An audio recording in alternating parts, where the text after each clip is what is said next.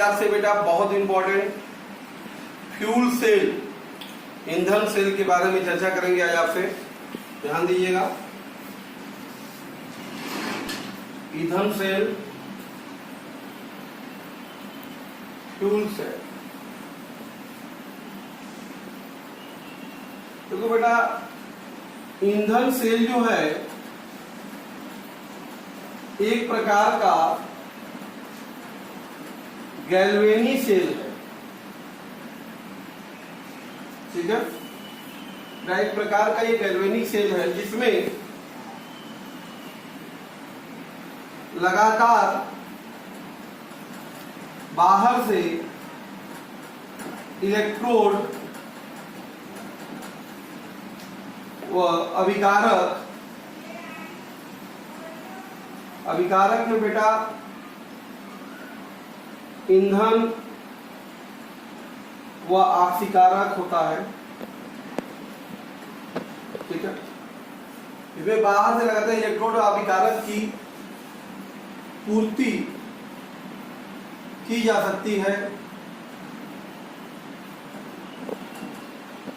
ठीक है। बाहर से हम लोग लगातार उसमें इलेक्ट्रोड डाल सकते हैं या अभिकारक मतलब ईंधन और ऑक्सीकारक डाल सकते हैं, ठीक है। ईंधन सेल बेटा एक प्राथमिक सेल है, ध्यान दीजिएगा,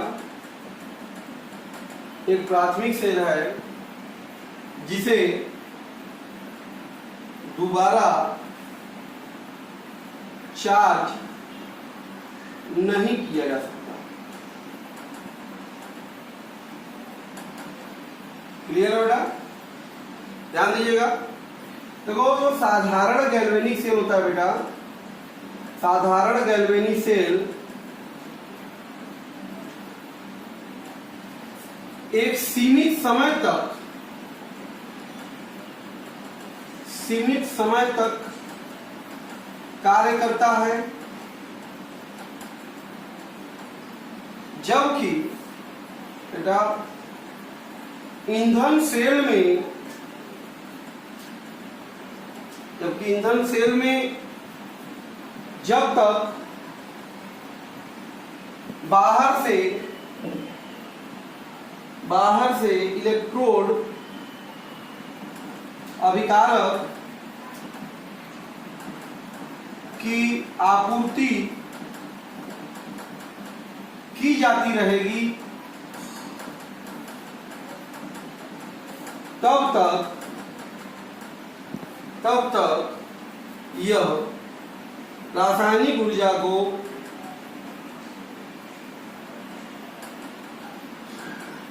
विद्युत ऊर्जा में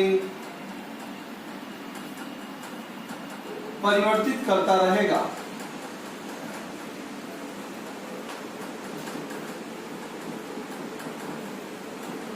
ठीक है। तब तक ये क्या करेगा, लगातार इसको परिवर्तित करता रहेगा। बेटा एक्चुअल में जो ईंधन सेल होता है, ईंधन सेल में ईंधन तथा ऑक्सीकारक, ईंधन सेल में बेटा ईंधन तथा ऑक्सीकारक के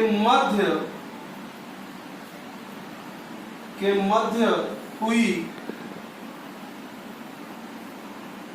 ऑक्सीकरण अपचयन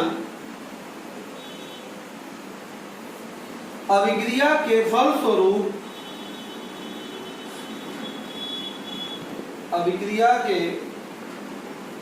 फलस्वरूप उत्पन्न ऊर्जा को विद्युत ऊर्जा में परिवर्तित किया जाता है।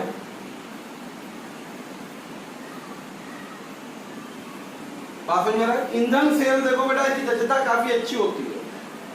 ईंधन सेल की दक्षता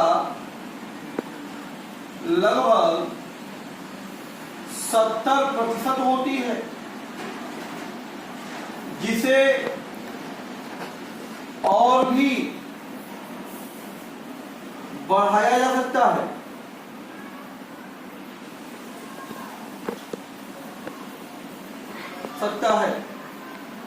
क्लियर है बेटा? तो कहने का अर्थ ईंधन सेल एक प्रकार का बेटा गैल्वेनिक सेल ही है, बात समझ में आ रहा? जिसमें लगातार बाहर से इलेक्ट्रोड और अभिकारक की आपूर्ति की जाती है, बात समझ में आ रहा? ये साधारण गैल्वेनिक सेल की तुलना में काफी अच्छा है। इन गैल्वेनिक सेल एक सीमित समय तक कार्य करेगा, जबकि ईंधन सेल बेटा तब तक कार्य करता रहेगा जब तक हम बाहर से ईंधन और क्या करेंगे, ऑक्सीकारक की आपूर्ति करते रहेंगे। तो इसमें ईंधन सेल में ऑक्सीकारक और ईंधन के बीच में जो रेडॉक्स रिएक्शन, ऑक्सीकरण अपचयन अभिक्रिया होता है, इसके फलस्वरूप जो ऊर्जा उत्पन्न होती है बेटा, उसी ऊर्जा को हम लोग विद्युत ऊर्जा में परिवर्तित करते हैं। आपको पता होना चाहिए बेटा कि हाइड्रोजन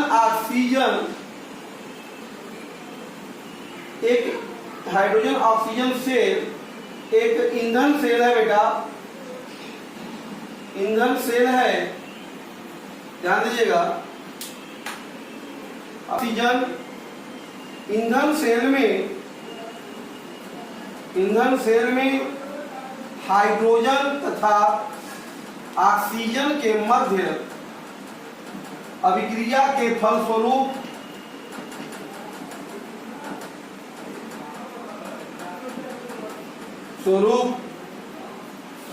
ऊर्जा का उत्पादन होता है जिससे बेटा विद्युत ऊर्जा में जिससे विद्युत ऊर्जा प्राप्त होती है, जिससे विद्युत ऊर्जा प्राप्त होती है। एक्चुअल में जब हाइड्रोजन और ऑक्सीजन बेटा रिएक्शन करते हैं ये, ठीक है, तो ये हमको जल बनाते हैं और साथ में ढेर सारी ऊर्जा उत्पादन करते हैं, ठीक है। तो ये होता है हाइड्रोजन ऑक्सीजन सेल में, एक प्रकार का ईंधन सेल है हाइड्रोजन ऑक्सीजन। हाइड्रोजन ऑक्सीजन ईंधन सेल चित्र में हाइड्रोजन ऑक्सीजन ईंधन सेल चित्र में प्रदर्शित है, ध्यान दीजिएगा कैसा होता है ये। देखो बेटा,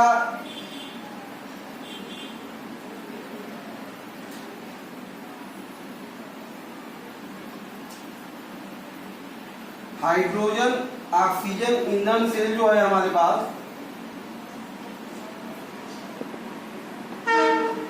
हाइड्रोजन ऑक्सीजन ईंधन सेल में तीन पार्ट होते हैं बेटा।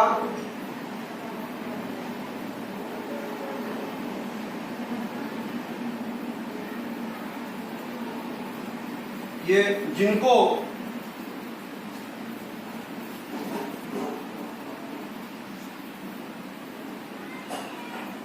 कार्बन,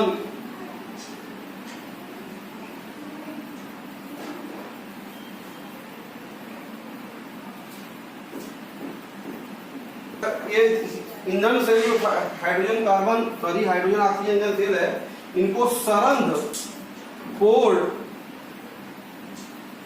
कार्बन इलेक्ट्रोड के द्वारा कार्बन इलेक्ट्रोड को 3 भागों में बांट देते हैं बेटा। तो ये हमारा जो है कोर्स कार्बन एनोड है। तो बेटा ये जो हाइड्रोजन ऑक्सीजन ईंधन सेल है में बेटा 3 कक्ष, देखिए 1 2 3 3 कक्ष होते हैं जो बेटा परस्पर सरंध्र कार्बन इलेक्ट्रोडों द्वारा पृथक किए होते हैं।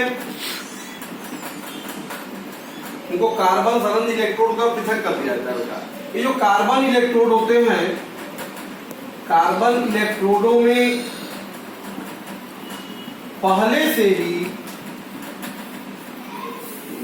बेटा उत्प्रेरक प्लेटिनम या पैलिडियम का पूर्ण समावेश पूर्ण समावेश होता है। ओके, समझ लो बेटा। यहां पे देखिए एनोड से हाइड्रोजन गैस तथा एनोड से ऑक्सीजन गैस सेल में प्रवाहित की जाती है बेटा। एनोड से हाइड्रोजन जाएगा और कैथोड से ऑक्सीजन गैस प्रवाहित होगा। तो बेटा एनोड पर हाइड्रोजन गैस का जल में ऑक्सीकरण, यहाँ जो हाइड्रोजन जा रहा है उसका ऑक्सीकरण जल में हो जाएगा, तथा कैथोड पर ऑक्सीजन गैस का हाइड्रोक्साइड आयन बेटा OH माइनस में अपचयन होता है। ठीक है, इसका मतलब बेटा अगर हम देखें कैथोड पर, तो कैथोड पे क्या है, ये हाइड्रोजन जो है गैस बेटा, ध्यान दीजिए, ये 2OH माइनस आयन के कांटेक्ट में आकर ये H2O में ऑक्सीकृत हो जाता है 2 इलेक्ट्रॉन प्रत्यक्ष। तो ये एनोडिक रिएक्शन है, यहाँ पे हाइड्रोजन का जल में ऑक्सीकरण हो रहा है। इसी प्रकार से एनोड पर ध्यान दीजिए, ये जो ऑक्सीजन है वो जल के कांटेक्ट में आकर ये जो है आपका OH हाइड्रोक्साइड आयन में परिवर्तित हो जाता है। ये एनोड पे रिएक्शन होता है। तो इन दोनों रिएक्शनों को अगर जोड़ दिया जाए, 4 इलेक्ट्रॉन रहेगा बेटा, 4 इलेक्ट्रॉन ग्रहण करेगा यहाँ से, 4 इलेक्ट्रॉन। ठीक है, अब इनको बैलेंस करना है आपको, तो क्या करें, यहाँ 4 यहाँ 2, यहाँ 2 से गुणा कर दो। तो उसके बाद ओवरऑल जो सेल अभिक्रिया इसके अंदर हो रही है, सेल अभिक्रिया हाइड्रोजन ऑक्सीजन सेल में, यही है बेटा 2H2 gas plus O2 gas, 2H2O liquid plus ऊर्जा। ठीक है, ये है हमारा हाइड्रोजन ऑक्सीजन सेल का बेटा सेल रिएक्शन। इसी रिएक्शन के कारण यहाँ पे क्या होती है, ऊर्जा का उत्पादन, इलेक्ट्रिसिटी प्राप्त होती है बेटा। ये जो हमारा हाइड्रोजन ऑक्सीजन सेल होता है, ध्यान दीजिएगा, ये हाइड्रोजन ऑक्सीजन ईंधन सेल का बेटा सेल विभव जो है 0.9 वोल्ट होता है बेटा, जिसका उपयोग बेटा अपोलो व जेमिनी अंतरिक्ष यानों में विद्युत ऊर्जा के उत्पादन के लिए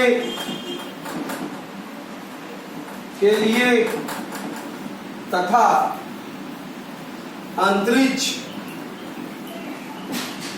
यात्रियों के पेयजल या जल बन रहा पीने के भी काम में आएगा बेटा। बिजली जो पैदा हुई वो बिजली के उत्पादन के लिए सेल काम हो गया, पानी बन रहा है उनको पीने के लिए, जो अंतरिक्ष यात्री होते हैं बेटा, उन्होंने अपोलो जेमिनी प्रयोग किया गया था, अंतरिक्ष यात्रियों के पेयजल के लिए उपयोग किया गया था।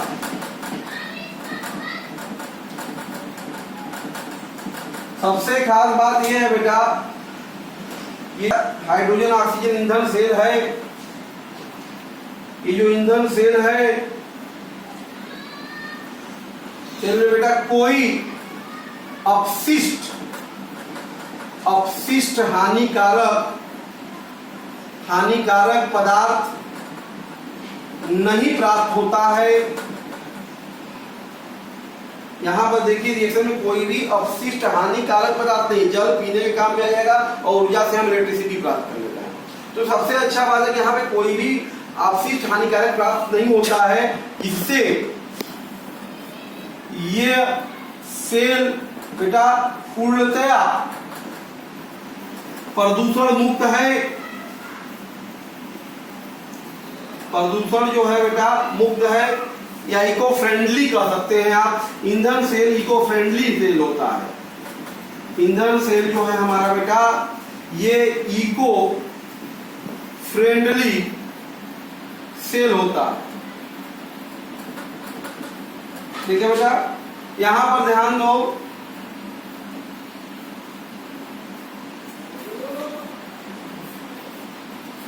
हाइड्रोजन ऑक्सीजन ईंधन सेल के अलावा बेटा अब या आजकल अन्य कई ईंधन सेल है हमारे पास बेटा। ईंधन सेल जैसे मीथेन ऑक्सीजन, मेथेनॉल ऑक्सीजन ईंधन सेल का प्रयोग होता है। ठीक है बेटा, तो इसमें देखिए हाइड्रोजन ईंधन है, हाइड्रोजन ऑक्सीजन सेल में हाइड्रोजन ईंधन, ऑक्सीजन क्या है, ऑक्सीजन। इसी प्रकार मेथेन ऑक्सीजन में मेथेन ईंधन है, बाकी यही चलेगा, और ऑक्सीजन ऑक्सीकरण। मेथेनॉल ऑक्सीजन में मेथेनॉल क्या होगा, ईंधन होगा, और ऑक्सीजन क्या होगा, एक प्रकार से ऑक्सीकारक होगा। तो कुल मिला के ईंधन सेल में क्या होता है, ईंधन को जलाया जाता है।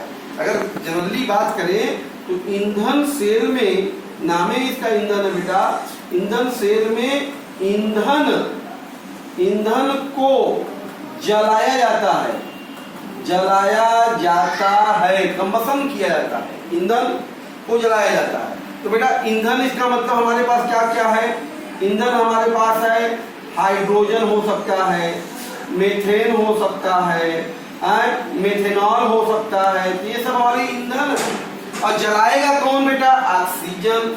तो जलाने वाला जो ऑक्सीकारक होगा, ऑक्सीकारक क्या होगा बेटा, वो ऑक्सीजन होगा। इसलिए इसको हम लोग अक्सर ऑक्सीजन के साथ ईंधन सेल का निर्माण करते हैं। तो ये आपके सामने बेटा ये ईंधन सेल की चर्चा थी। आइए ईंधन सेल की विशेषताओं को जानते हैं। क्लियर है बेटा? तो बेटा अब हम बात करते हैं ईंधन सेल की विशेषताओं के बारे में। इनकी निम्न विशेषताएं हैं। सबसे पहले बात करें बेटा, इसमें ईंधन की लगातार अगर हम आपूर्ति करते जा रहे हैं तो विद्युत धारा हमको कंटिन्यूअस प्राप्त होती रहेगी। मतलब यहाँ पे करंट जो है, वोल्टेज जो वो सततता के रूप में, कंटिन्यूअस के रूप में आपको प्राप्त होता रहेगा। क्यों? इस कारण इस सेल की जो आयु होती है बहुत अधिक होती है बेटा। क्लियर है? और समय के साथ सबसे बड़ी बात है कि सेल का वोल्टेज में कोई गिरावट नहीं होता है। ठीक है? दूसरी खास बात है ये सेल पूर्णतया प्रदूषण मुक्त है, मैंने पहले बताया आपको।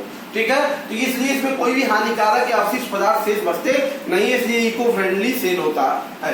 ठीक है? इसकी दक्षता बेटा 75 से 80% होती है। इसको हम बढ़ाकर भी चाहे तो 95% तक इस सेल का प्रयोग कर सकते हैं। क्लियर है बेटा? लेकिन इसमें भी कुछ कमियां हैं इस सेल में, व्यवहारिक रूप से कमियां हैं, ऐसे नहीं। पहली बात क्या कि इसमें जो गैसीय ईंधन है, जैसे हाइड्रोजन है, मीथेन है, बात समझ में, मेथेनॉल, इनको उच्च दाब और निम्न ताप पर द्रव अवस्था में रखना पड़ता है, जिसके कारण बेटा द्रव अवस्था में रखना पड़ता है, जिसके कारण क्या होगा, इनका कॉस्ट क्या होगा, बढ़ जाएगा, जिससे सेल का दाम क्या होता है, बढ़ जाता है। इसलिए ये समस्या है इसकी। दूसरी समस्या है यहाँ जो उत्प्रेरक प्रयोग होते हैं, प्लेटिनम, पैलेडियम, ये सब खुद ही मूल्यवान वस्तुएं हैं, काफी महंगी धातुएं होती हैं, जिसके कारण इनके लगाने से सेल का दाम भी काफी महंगा हो जाता है। ये दो कारण है, इसके कारण व्यवहार में हम लोग जनरली यूज नहीं कर पाते। तीसरा कारण क्या है बेटा, यहाँ पे जो वैद्युत अपघट्ट होता है वो भी संचारक प्रवृत्ति का होता है। तीन सब कारणों से इसमें थोड़ी सी डीमेरिट्स दिखाई देती है। बात समझ में आ रहा है? ये हमने आपको आज आप ईंधन सेल के बारे में उसके संबंधित चर्चाओं को हमने किया। बेटा इसको प्रैक्टिस कीजिए, बहुत इंपॉर्टेंट है। इससे संबंधित कई क्वेश्चन परीक्षाओं में पूछे भी जाते हैं ईंधन सेल से संबंधित, जो कि बहुत इंपॉर्टेंट है। इसको रिवाइज कीजिए। Okay, thank you.